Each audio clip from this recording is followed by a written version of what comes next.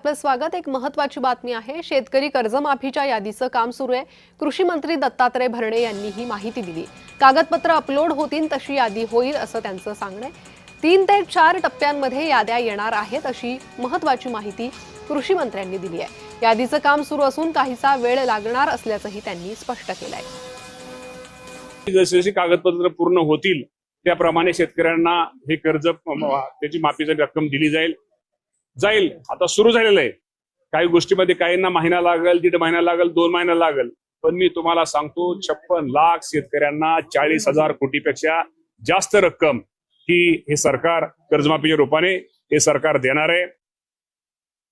KYC आपल्याला माहिती आहे आता करणं सगळ्याला गरजेचं आहे। असं कुठं झालेलं नसावं, आणि समजा जर झालं असलं तर ताबडतोब त्या बाबतीमध्ये ते केवायसी पूर्ण करण्यासाठी निश्चित प्रकारे तिथं त्याला मदत केली जाईल।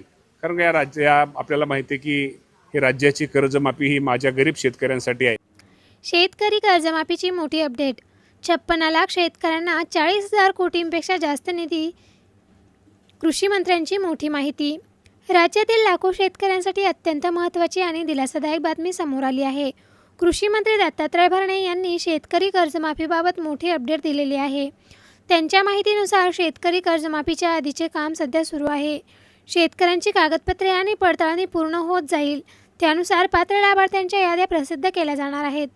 सर्वात महत्त्वाची बाब म्हणजे कर्जमाफीच्या याद्या एकाच वेळी नाही तर ते 3 ते 4 टप्प्यांमध्ये जाहीर केल्या जाणार आहेत।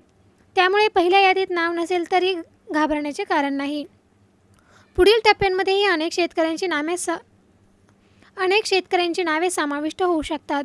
कृषी मंत्र्यांनी सांगितले की कागदपत्रांची तपासणी आणि अपलोड प्रक्रिया सुरू असल्यामुळे काहीसा वेळ लागू शकतो।